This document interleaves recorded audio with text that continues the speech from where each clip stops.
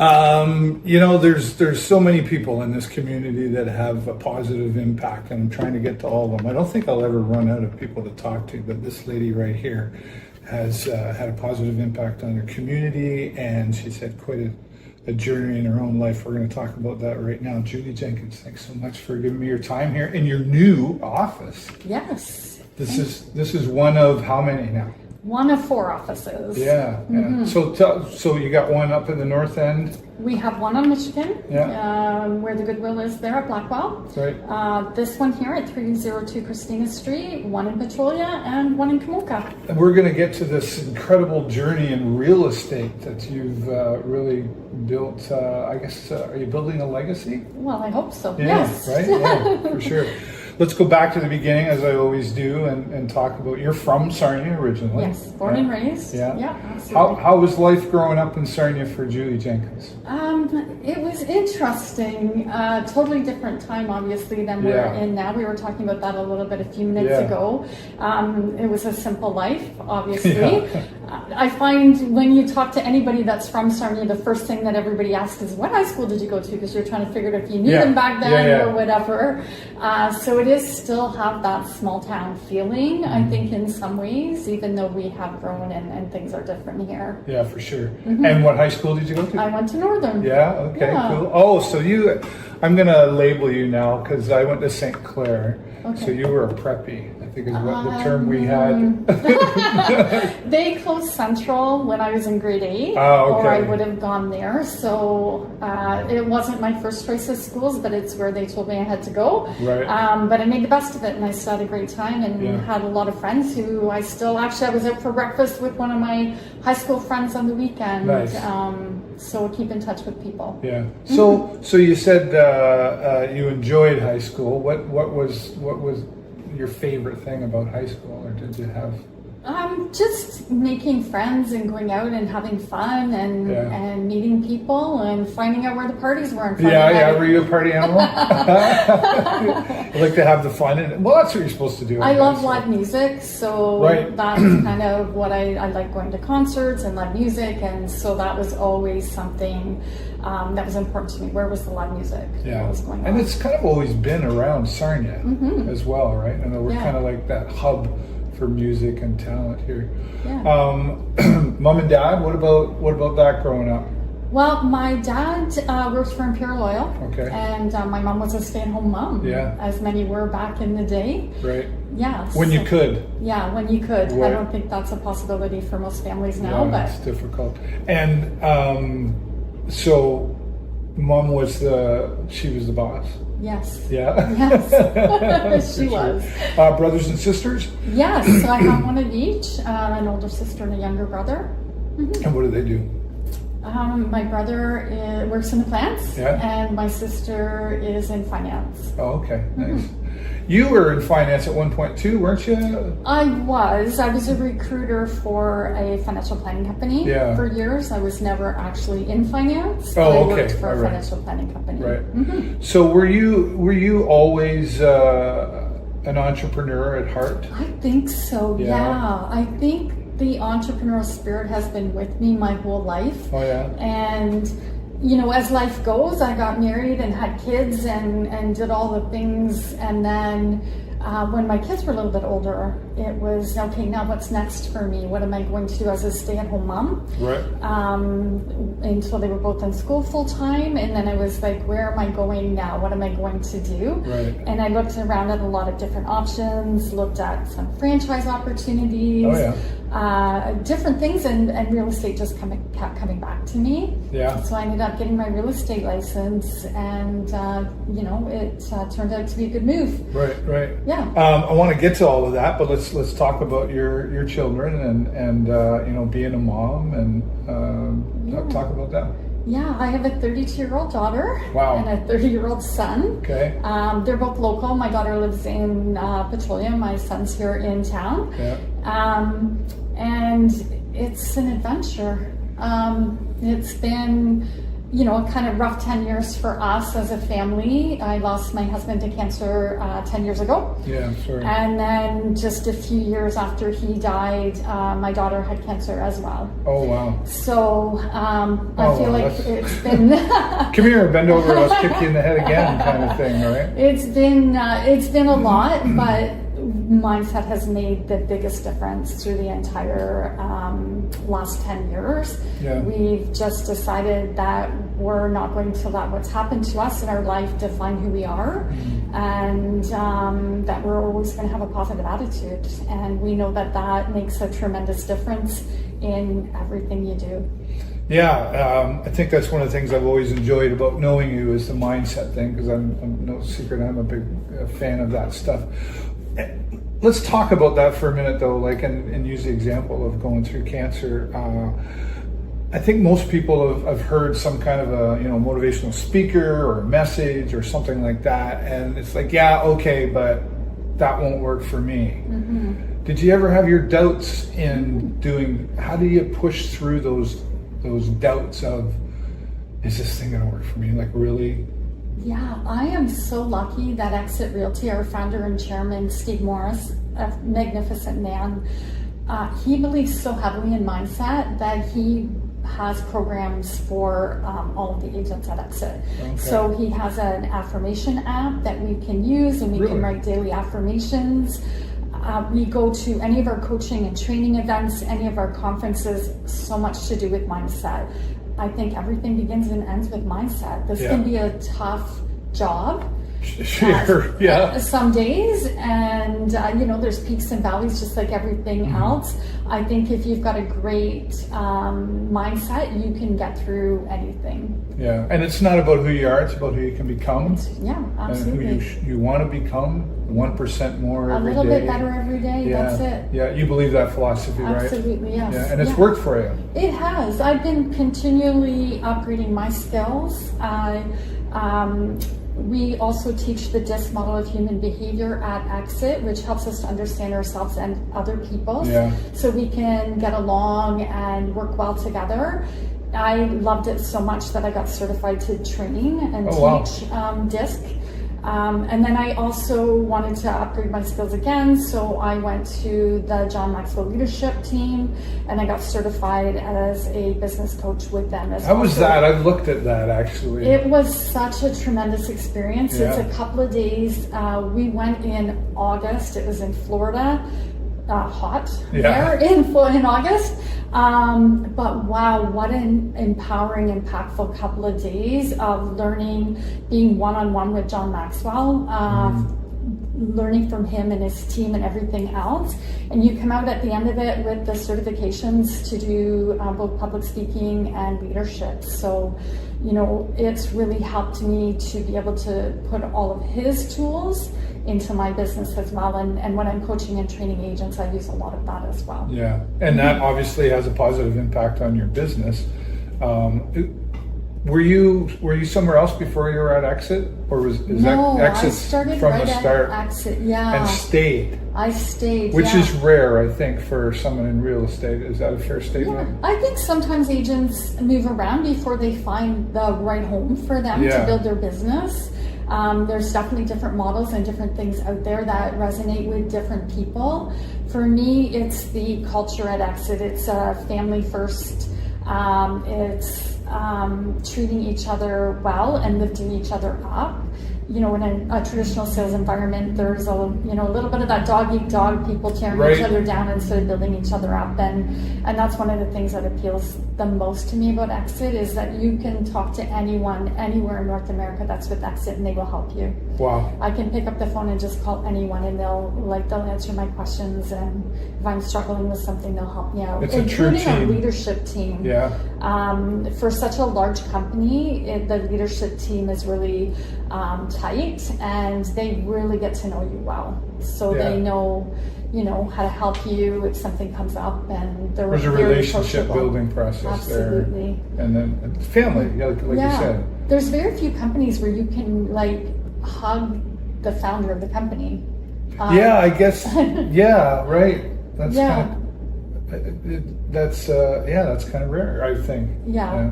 What do you think? Real estate. Like, so how long have you been in real estate then? I have been in real estate for 14 years. Yeah. Okay. So to step into that world, I mean, like you said, you had a lot of options come your way, or you were creating your options, whatever that looked like. The decision to do real estate, like you made a comment. You said it just kept showing back. How did it first pop up for you, and then on your journey, how did it keep coming back to you? I love people. Yeah. So that was a big factor for me. I wanted to be in control of my income, in control of my time. I wanted to work when I wanted, where I wanted. Those things were important, and I wanted to build my business the way I wanted to build it.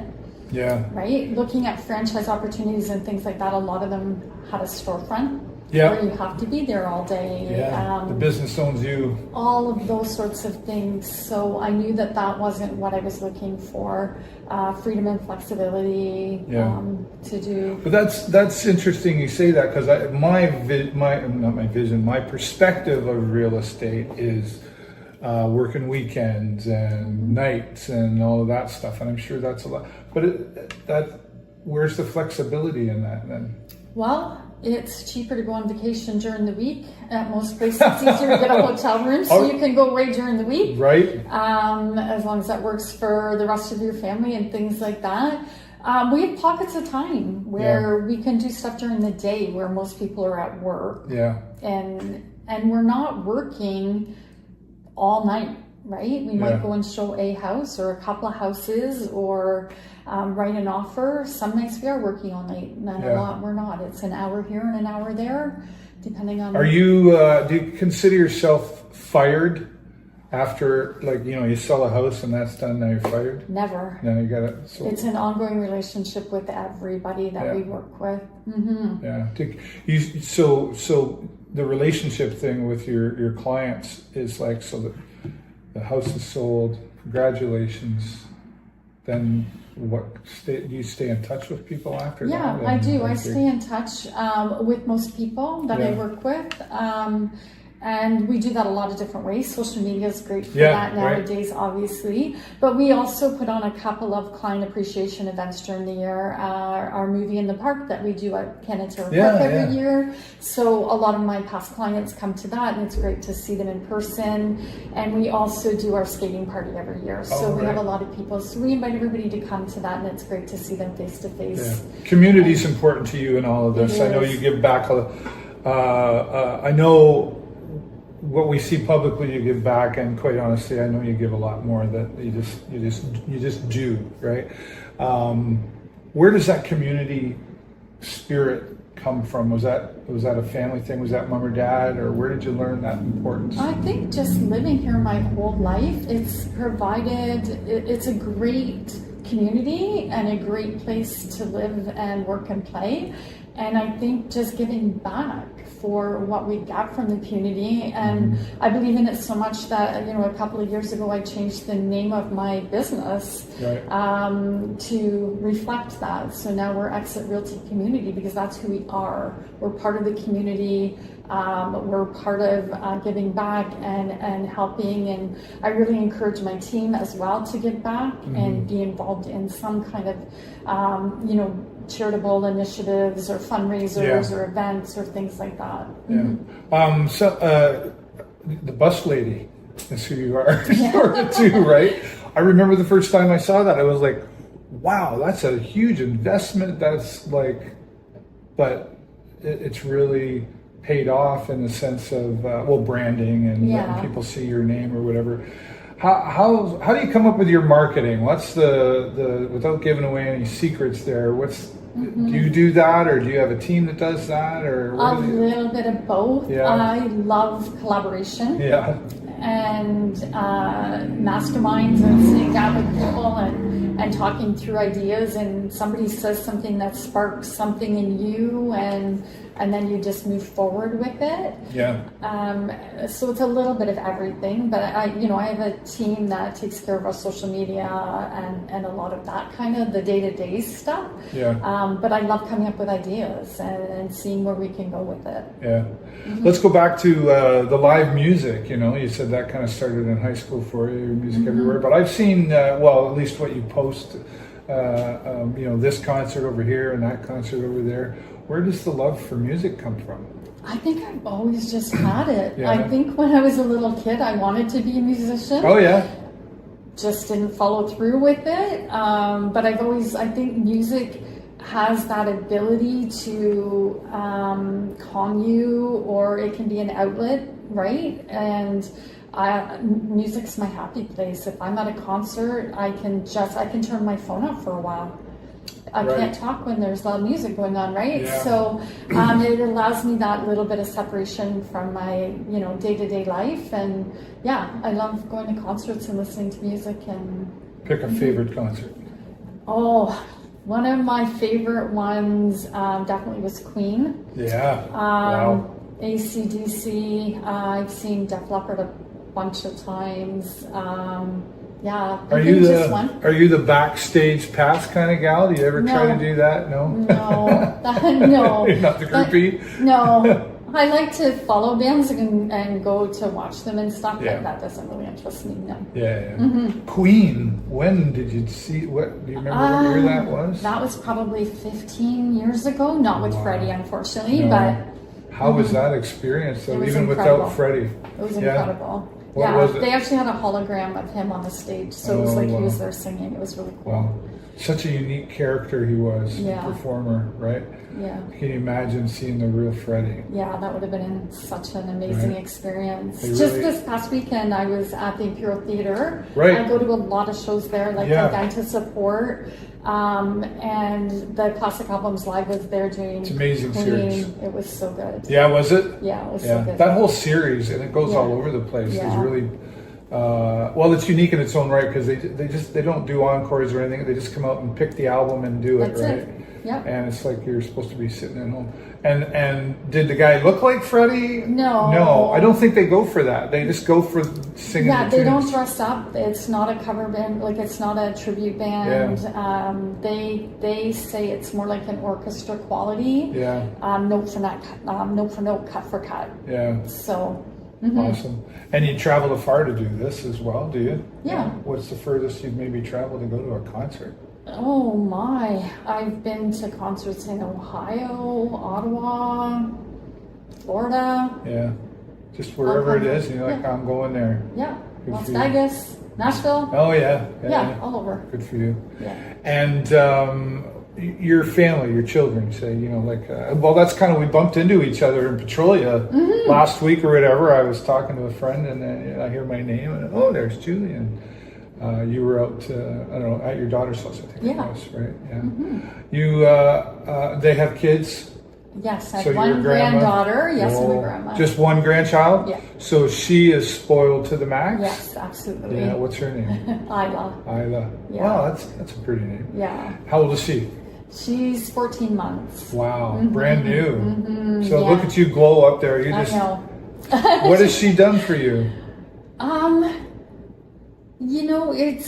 She's completely changed my life. I want to spend time with her over anything else, really. Wow. I just love hanging out with her. We do all kinds of things, go to the park and go for walks, and Yeah. it's an incredible. Everybody tells you how wonderful being a grandparent is, but until you experience Yeah. it, you don't get it. Right. But I get it now. Yeah, Yeah. that's great. And it's well, and there's another part of that flexibility in real estate, I guess, that allows you the time to, because I think it was 2 p.m. or whatever I saw it, and Yeah. like most people. So you get to go to all those life events that are going to occur. Did you get to do that? Like you said, you were a stay-at-home mom for your children. Were you the one you went to the school and All you the did all things. Yeah, I did Yeah. all those things. that? Yeah. Could you imagine being a mom now? No. Yeah. It's a whole different world out there. Yeah. Yeah, the rules have really changed. How so? Just the way they parent now, and all the rules that they have, and I think with all of the social media, I think it's even harder. It's harder in some ways, but easier in others. Right. I think there's always a lot of advice out there, but it doesn't always work for you and your child. But at the same time, some of the advice is really good that we might not have had before social media. It's hard to filter it though, right? It like I is, say, yeah. Google is the graffiti wall of the world. You got to get through all the crap to get to the real, because anybody can register a .com or whatever. But is it social media that's the problem, or is it how we use social media that's the problem? Probably both. Yeah. Probably both. Yeah. I think people are tied to their phones. It's an addiction.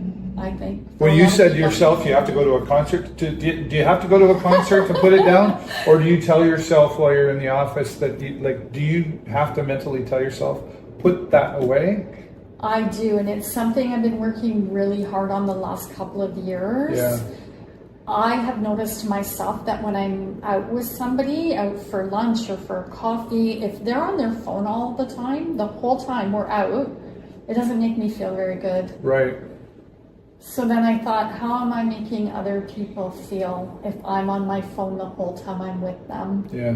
So my granddaughter, definitely, my phone's not in my hand the whole time I'm with her. Yeah. I check it, every 30 minutes or so, just in case there's something important. Sure. But I'm not on it all the time. Yeah. And I try not to be if I'm having a conversation or if I'm out with people. There are some things that are important and timely, but not everything is. But we have this sense of urgency now, where everything FOMO. has to be, everything has to be instant. Like if we get a notification, we have to respond right away. Do you watch out for brain overload? I try to have some downtime and disconnect a little bit. But it's hard some days. I like to be busy. I like to be always doing something, and I'm not a person to sit around. I don't watch TV or anything like that, so I'm usually out doing something all the time. Yeah.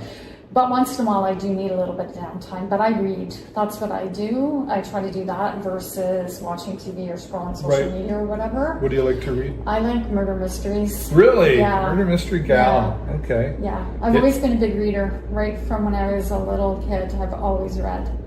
I think that's something that some of us are missing. That we put that, once we get done high school or university, whatever that looks like, we tend to put the books away. And we do. I started a book club for our office for that reason. Oh, really? I think that a lot of people don't take the time to read. So we get together every 6 weeks. We pick a motivational or a real estate book or a business book or something like that we all read, and then we get together and discuss it, so that we have a reason to read the books versus doing all the millions of other things that are. There's some accountability in there too when you have the group, right? It's like, it's like doing the book report in school. I gotta get that book report done, right? 10 minutes of a good book every day, is that? I read probably more than that myself, but I know we also do the Miracle Morning, which is Hal Elrod. That was the first book that we read for our book club. Oh, okay. And he breaks it down to that 10 minutes, or some people do, 10 pages a day, or one chapter a day, whatever it is. But because I don't watch TV, I tend to read more. Realize it. I think a lot of things in life are like that. Everything seems overwhelming, and so you chunk it down, right? You just put one foot in front of the other, do one little step at a time, break it down, and then you look back afterwards and say, wow, look at what I just accomplished.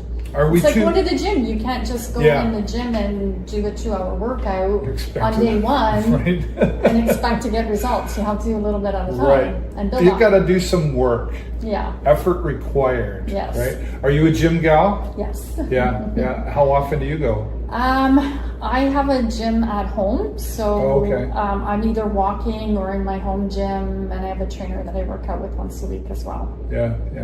And when did you start that journey? I've always exercised. Always? When I was a student at Lambton College is when I actually started exercising. I never played sports when I was a kid or anything like that, just not of interest to me. But when I went to Lambton College, it was a mandatory aerobic class was part of my program, mandatory, and I fell in love with it. Let's this has been a fun conversation, but let's get a little serious about our community. You know, we had a little bit of a conversation just before we started the camera about some homelessness stuff going on, and where's your head at with all of this? Like, what's happened to our city, Julie? I think it's we said it before. It's not something that just happened overnight. Yeah. It's been a long time coming. I think and it's not an easy fix. I don't think the solution is very easy, but it's nice to hear that there's conversations going on now about some different ideas and different things. There's people on both sides of it. Yeah, of course, of which is the better option and how to fix the problems. But I don't think it's going to go away overnight. It took a long time for it to get to this point, and I think it's going to take a long time to hopefully fix it. But I also know it's not just Sarnia. It's everywhere. Yeah. It's everywhere. Well, you and I said though, like we both lived here all our life, but in Sarnia, it's Sarnia. Yeah. It's not supposed to happen here. No, it's not. It's sad. It is. It is really sad. It's sad to see in a community that you've loved your whole life and grew up in, and but I also know that things change. Life changes. Yep. And we can't get stuck in one place, right? That's a whole mindset thing as well.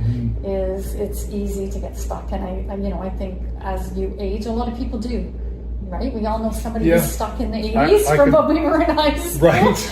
Well, I drive my Firebird, okay. Well, right. But yeah. No, I think you're right that all of a sudden, did we wake up one day and go, wow, I'm 50 or wow, I'm 40? Like, I know I keep pushing through all the time with stuff, but I'm a big kid at heart. But there's still, we have to stay relevant and adapt to those things. And like one of the cost of living.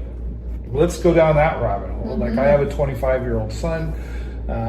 He's going to struggle with getting ahead and trying to buy a home at some point in his life, or will he? He might just say, it's got to be discouraging, because I think years ago, maybe a lot of people waited for mom and dad to leave an inheritance so they could buy a house, and now that doesn't really. Yeah. What are we doing? Like, what happened to housing? I think it's a multi-tiered kind of thing. Yeah. Part of it has been the amount of immigration that we had in a very short amount of time. Yeah, it happened too fast. It happened really quickly, which there wasn't enough housing for everybody, which made the demand was higher than what the availability was, which made the prices go way up. Now we've had a bit of a correction, a little bit, over the last little while, but there's still, a lot of kids now are mom and dad are either gifting the down payment, loaning the down payment. They're co-signing for the mortgage in a lot of cases. Yeah. And then we have some kids that just, they're doing their thing and have a great job, and they're able to get out of school and be able to buy a house too. So there is still some kids, right? We have great industry here in Sarnia where, there's good jobs where people can buy homes. Yeah. And that's a bit encouraging, right? But that being said, do we there's all these people that, like you say, that came here and there's not enough housing. Well, they're still here.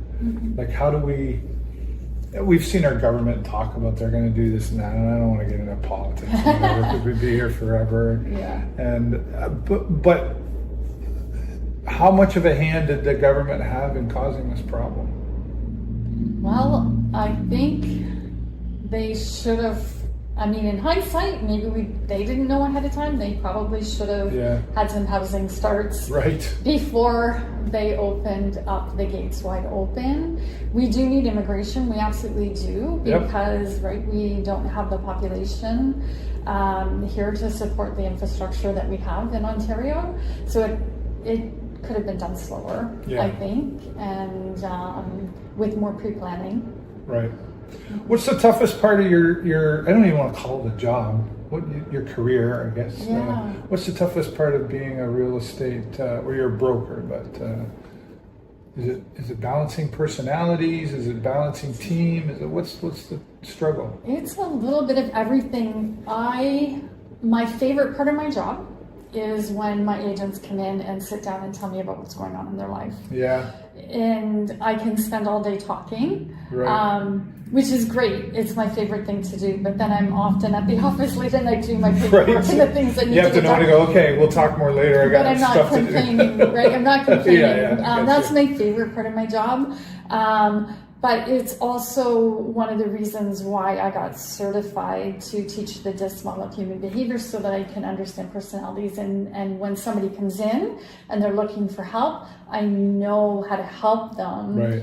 Not just in the way that I need help, but in the way they need help. Right. So, are you reading me? Did you read me when I walked in the door? Is that what you do? I already knew what your personality was.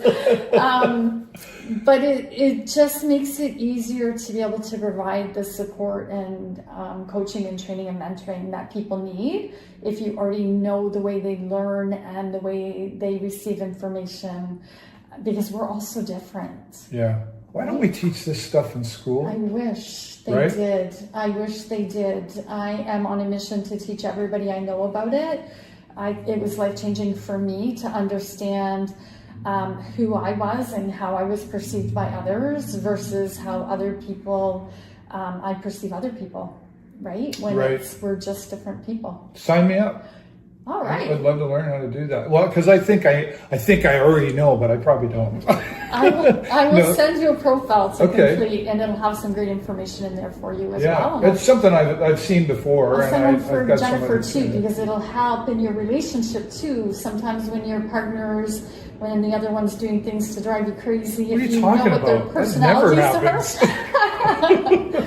We have a saying in our relationship: I love you and you never annoy me. Right, yeah. So yeah, I would love to do that. And how do we get this stuff in the schools? Because I've talked to you and some mutual friends of ours that are the same way. They're like, I wish this was in school. Same with money. Teaching how money, how to money, right? What's our credit report? All of those things. What are taxes? How to pay your taxes? All that stuff. Are we disconnected from that because of technology? I think with the technology nowadays, I have no idea why their curriculum is still the same at school. Yeah. Why are we teaching the things that we're teaching when the kids have everything in the palm of their hand that they need to know? We should be teaching life skills instead. Yeah. I think. We still need our math and our English and all that stuff. Like we do. But honestly, that's still all on there. You can learn that from your phone. Yeah. Like you really can. And I know the calculator can do it for you, and ChatGPT, we'll talk about that more. But it can do all that for you. But life skills like how to cook. Yeah. Now, that being said, I don't cook. I don't cook either. I burn water. But it's okay, because Jennifer loves to do that. And when I cook, that means, where do you want to go tonight, honey? Yeah, that's right? Awesome. But those are life skills that so many are missing. I mean, you look at a place like, I always like to mention Ohana Landing, right? And they're doing that thing, and they're too teaching life skills. But Ohana Landing exists in part because these kids aren't learning how to cook or how to change a diaper or something, right? Yeah.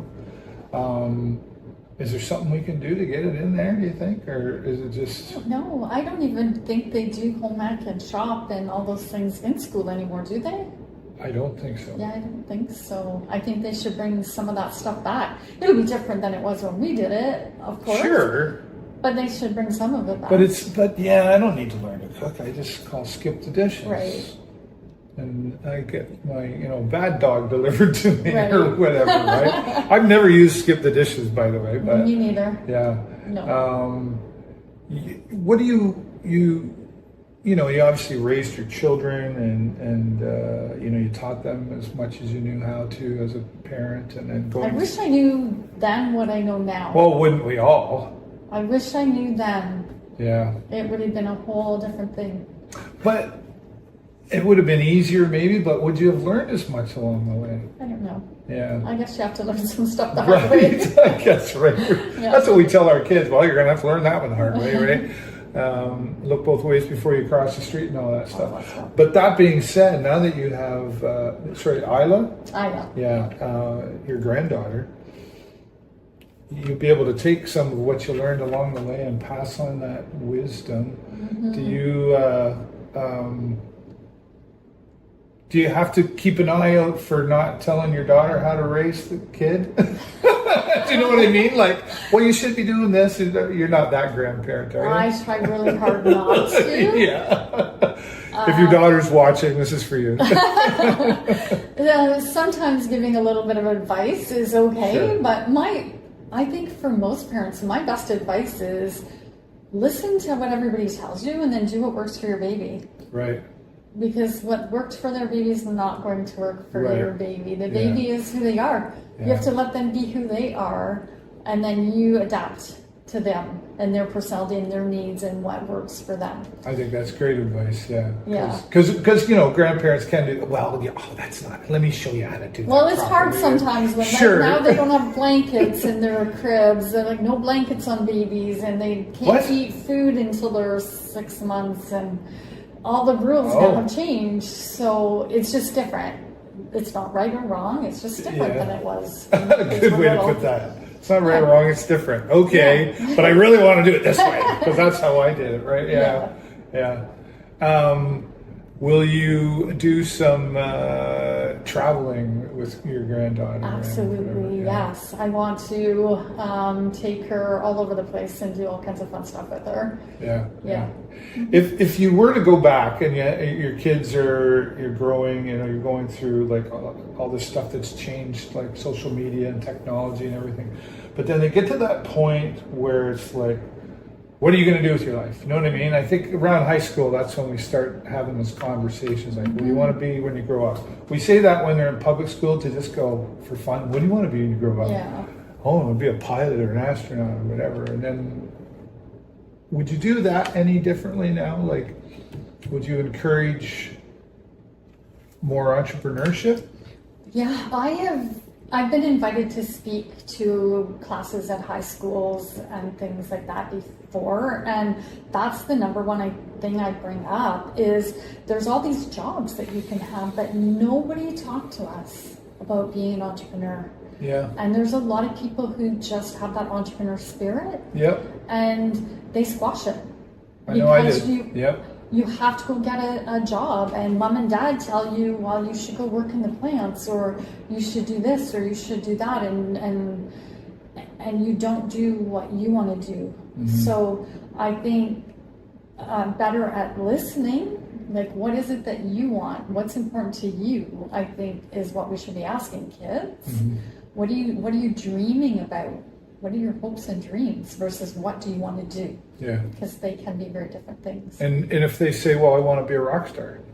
Awesome, let's go. Right. Get you some music lessons and off we go. That'd make me happy. Right? Yeah. Right. No, I agree with you 100%. I think we put so much emphasis on money, which I don't know if it's Zig Ziglar or whoever said, you know, money isn't everything, but it's up there with oxygen. We need it to live. But how do you want to live? Like some people live off the grid all their life and are very, very happy. Yes. Then other people, you know, we want fancy, cool things and we want to travel, and that's okay too, right? We put so much emphasis on 9 to 5, 9 to 5, 9 to 5, work 40 years of your life, 40 hours a week, more now, right? To retire on way less than what didn't pay the bills in the first place, right? And the entrepreneurship side has grown so much because of the internet, right? Yeah. Like I have a friend of mine, he's very, very wealthy, and he said, if you're 18 years or older and live in North America or Europe, there's no reason at all that you should not be generating some kind of an income. You agree with that? Yeah, absolutely. Yeah. There's opportunity now to be an influencer or put videos on YouTube and be paid for them, or TikTok, or like you can make money doing all kinds of different things. I feel very lucky that my parents, David Chilton wrote his book when I was a teenager, and my parents handed it to me and said, read that. And I'm so thankful that I did, and learned about money early. And because it is important. It's not what drives me, but it is important to do the things that I want to do. So it's money. It's a piece of paper. Yeah, it allows me to do the things that I want to do, right? It's not what drives me to do what I do, though. But if we just taught kids that from an early age, they would be so much farther ahead. Right? Going back to the school thing, that should be required reading, that book, in high school. I think so. Yeah. David Chilton would agree too. Yeah. but seriously, like I would, boy, we could have a whole conversation on the whole mindset and the training of and that kind of comes back to, where we are now with what's going on in our city and other cities. It took 30 years, I think, to get to what's happening here now. Is that because of lack of what we didn't teach in school? You think that's a part of it? I don't know. I think it's a bigger problem than that. I think it's a whole bunch of different problems. I think social media has really affected so many people's mental health. That's been a big part of it and a factor. Everybody is comparing themselves to other people. How many likes did you get? As much as I know better, I still look and I see, oh, they're over here and they're doing that and they're doing that, and it's hard not to compare. And our young people grew up with that, right? Where we are a little bit more stable in our lives at this point and don't compare as much, and care less. And what I mean by that is what you think of me, right? Is I'm like, okay, well, I'm Burrows guy. Okay, I still sleep at night the same way. That's right. Right. It's hard though, because you do like I know my social media, for example, like when I make posts, I'm very selective about it. I don't want to make it sound like look at me and what you don't have. I try to share fun times in my life, but like the possibilities, we do that a lot, don't we? How we compare ourselves to others. I think so, yeah. I try to post, some motivational quotes and things like that in between, concerts. Right. And all the other fun things I do. But I'm not on social media all day either. No. Right? Like some people are. It's just that endless scrolling and scrolling and scrolling and scrolling. I have to be careful because it's a big part of what I do, obviously. It's part of your business. But I have to pause, reset, and I love this community too. So I love sharing. It's one of the reasons why I do this, and I sit here with people like yourself, right? We look up to people. And then we also look like I want to be like, I want to be like Julie Jenkins. I want to be successful and especially as a woman, you've had an impact on a lot of women. You've spoke at engagements that were directed towards success of women. That's been a really important piece for you, it seems like, because I've watched from afar where you're speaking here and speaking there, and then I've talked to some of your team that I know, and they're like, oh, Julie is just so inspiring. And so, do you realize that you're having that impact? No. I'm just out there doing my thing. But you hope that you do, I would think. Well, that's one of the reasons you get up and speak, is to hopefully inspire somebody, or have something that you say resonate with somebody that can maybe shift something or change something in their life, or think about things a different way. I did a keynote speech recently at an event, and it was all about overcoming adversity and how you have a choice. Things happen to us. Things happen to all of us. It's how we deal with it. And how we conquer all of the feelings and thoughts and despair that come along with some of the things that happen, right? It's all about mindset. So, you can be the victim or you can be the victor. It's a choice we all get to make. I'll give you the polite version of someone once said to me, you can't have the sugar without the crab. Yeah. Right? They go together, right? Yeah. And I'll ask you this, I've said it many times in my interviews, success and failure, are they friends or enemies? Oh my, that's a tough question. I think they go hand in hand. Yeah. I think you do your best learning Right. after you've had a failure. I can't, count the amount of times I've been knocked down and got back up again. And again, that's a mindset thing. Something happens and you have that choice to let that define you, or to get back up on your feet and keep moving forward in the It's the direction Rocky you want to go. Balboa lesson, right? Yeah. Not how hard you take the hit, but keep getting back up. Yeah, you have to, I think. Or you end up being that victim mentality, and that's not a good place to be. Poor me. But I know a lot of people who live there.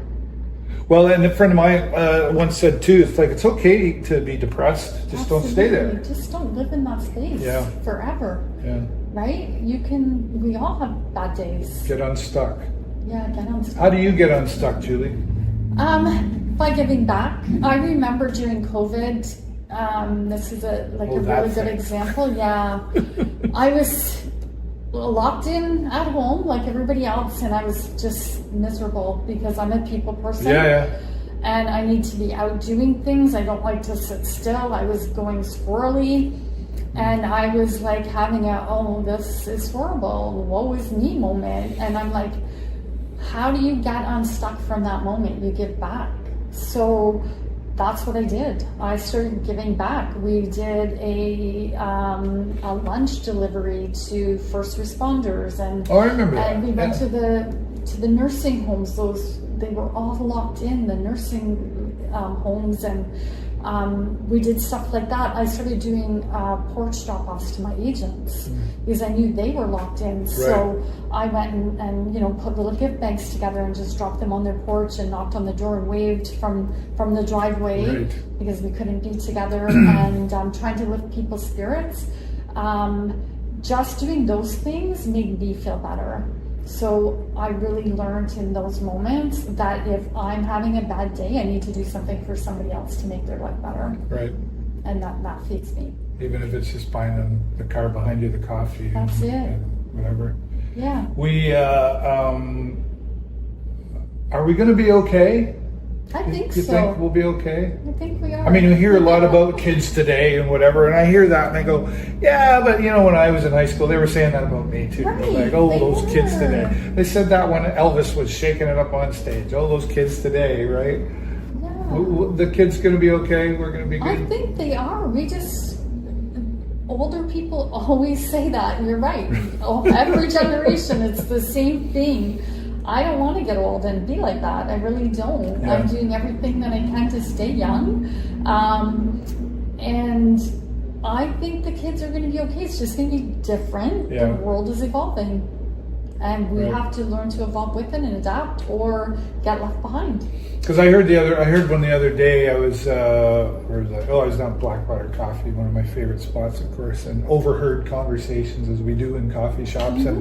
And they were just, talking, oh yeah, he's just lazy. The kids today, they're lazy and and I wanted to jump in, but this actually Jennifer in the back of my head said, just shut up, Dave, don't get involved. But I wanted to say, but wait a minute, that's not all. Not all. I was a lazy teenager. I didn't graduate high school. I didn't, and I think I turned out okay. I think so. Some of us take a little longer to catch up, maybe, but that's kind of what it is, though, right? It's not all that are lazy I've met or whatever. So many brilliant teenagers, hardworking, that are doing great things, giving back to the community. Yeah. I think every generation has them, and every generation has the kids that maybe are going down the wrong path.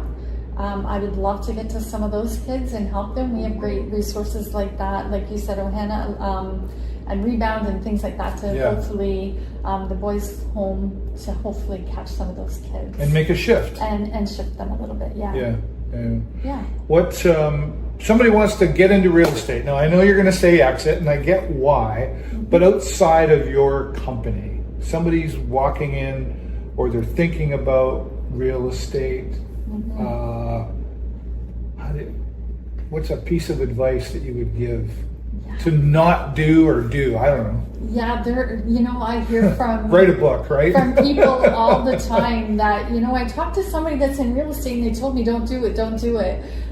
I think if you're entrepreneurial and you want to do it. But you have to be prepared for the amount of work and effort that it takes to be successful. Yeah. Right? Sweat equity, a lot of sweat equity involved. It's a lot of work. Opening your McDonald's or whatever, you don't make any money right away. It's sweat equity, right? Yeah, you have to work really, really hard to build your business. If you're not prepared to do that, there's easier ways to make a living. Yeah. There is. So, but if you're an entrepreneur, there's easier ways. You're 100% bound and determined you want to do this, and it's like you're going all out to do it, then let's go.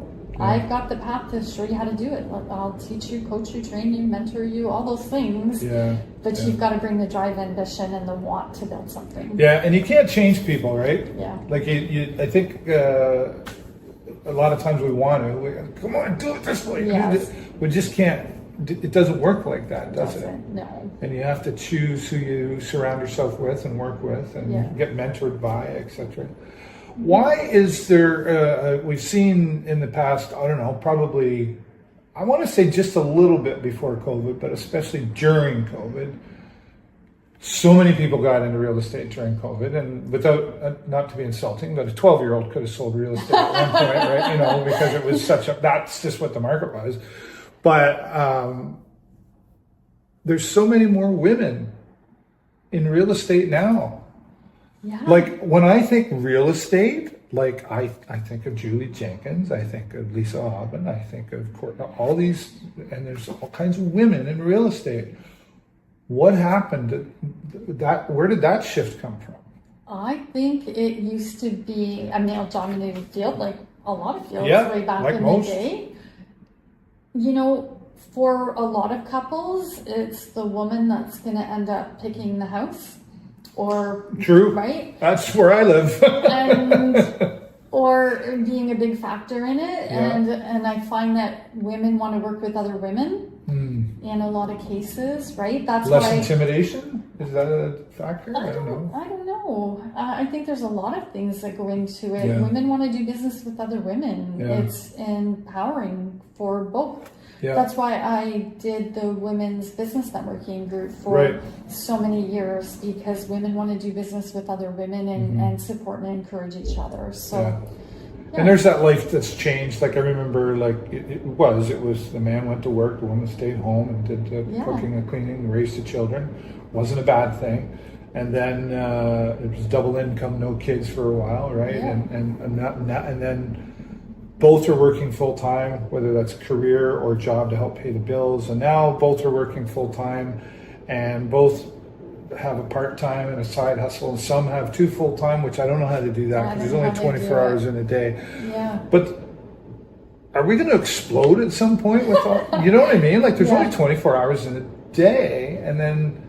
But then this entrepreneurial thing. Here's a question I'd like to ask too. Like we say, like. Well, that's easy for you, Julie, because you're an entrepreneur. That's easy for you, David. You're an entrepreneur. But we weren't born with it. No. Is entrepreneurship, that's what I want to say, is that a skill that can be learned? I think it has to be in you, and then you can enhance it. It's got to be in the genes? I think so. Yeah. Some people are quite happy to go and do the 9 to 5 and that's okay. And that's great. We need workers at all different levels to make the world go round, right? But some people just want more. Yeah. And whatever that more is for them, whether that's building a business and looking at it, whether that's talking and meeting everyone in the community like you're doing, that's your more. Or, some people want to make more money, whatever that is, whatever it is that's driving you, I think leads people to... Money's okay.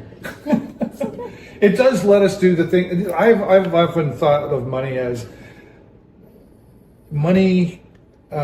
We need the money to do the things we want, but money often prevents us from doing the things we want. Yeah.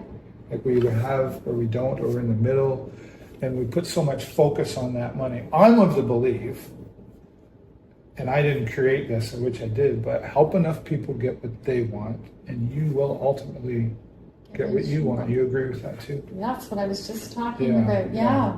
Let's go out and help the community and put out. Helping others comes back. Yeah. It does. Yeah.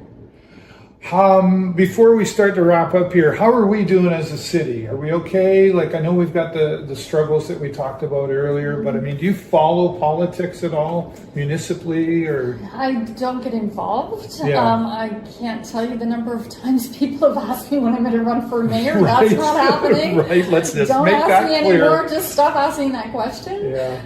That's flattery, though, I think. Maybe. I don't know. I think we need some change in leadership for sure. Yeah. Good, bad, or otherwise, any leader can only do what they can do with the resources that they have, and sometimes you need a shake up and a change and new ideas and new thoughts in order to move things forward. I think that I'd love to see some more younger people get involved. Yeah. I say that after I just finished saying I don't want to get involved. But we have to find the right people that would like to get involved. Because I think the young people are being missed. They're not having their voices heard. Mm-hmm. We've got a lot of great young people in the community that can make an impact if they had the opportunity to. It's so discouraging, though, Julie, to want to get involved in politics. Right? Like, I know. Because you get beat up. You can't affect change. Yeah. I find, which is the thing for me, if I thought I could affect change, I might get involved. Yeah. It's just too hard. Yeah. There's a mindset thing, I think, to being a politician, too. Because, you see some people get involved in politics, and they got hard into it, great intentions, and I'm going to change the world attitude, which is great. And then you look at them 3-4 years down the road and they fall into a typical, this is how we do things, and this is how it's going to be. So that world needs to be really shaken up right now. And well, I mean, it's being shaken up, especially where we live, with right on the border, right? Mm-hmm. And it's interesting times for sure. Exit Realty and all your community give back. I know you still do the networking lunch, do you? Yes, I do. At Big Fish? Yeah, at Big Fish once a month. Yeah, when does that happen? It's the last Wednesday of every month. Okay. Yeah. And what kind of things? I've seen you do that for years, and I keep saying I gotta go, and now that I'm sitting here and I'm saying I gotta go, she's gonna wait for me to show up. I know. But what kind of things could I expect coming to your luncheon? We have a great group of business owners and leadership at different companies that come out. We all have a chance to do like a 30-second commercial, like our elevator pitch. Right. Everybody gets an opportunity to talk a little bit about their business and what they do. So we get to know everyone, and then we always have one of our members be a speaker, so they get a little bit of a longer time to talk about their business. But I always ask that people make it educational, so it's not just sales pitch. Why should we do business buy together? From me. Buy from me. But what can you teach us about what you do? So you could come and teach us about doing interviews or something like that, and tell us about your business. We have a great group that comes. There's a lot of referrals that get traded back and forth. A lot of community stuff. One of our members that comes has a family member that's going through some things, and they brought 50-50 tickets or something like that. I see. think almost everybody at the table bought something. Sure. Those sorts of things happen quite a bit too. A positive networking day. Yeah. Yeah, that's great. Well, okay, I'm committed. I will come out. I promise. Awesome. Set it here, right? So, there's so much I want to ask you, but I got to end things here. So thank you so much for your time, Julie. I really appreciate it. And what you do in our community is noticed by many. So thank you for that. Thank you so much. And thanks to all of you for watching. And we're going to put some comments below so you can reach out to Julie Jenkins here and find out more about what she does and how she can help you. But you know what I'm going to say? Right? Click the love button, but click the share button. It's the most important button so we can share Julie's story. But as always, that's all the time I got for you this week. Have a great week and an even better weekend. We'll see you next time right here in the show. Bye-bye for now.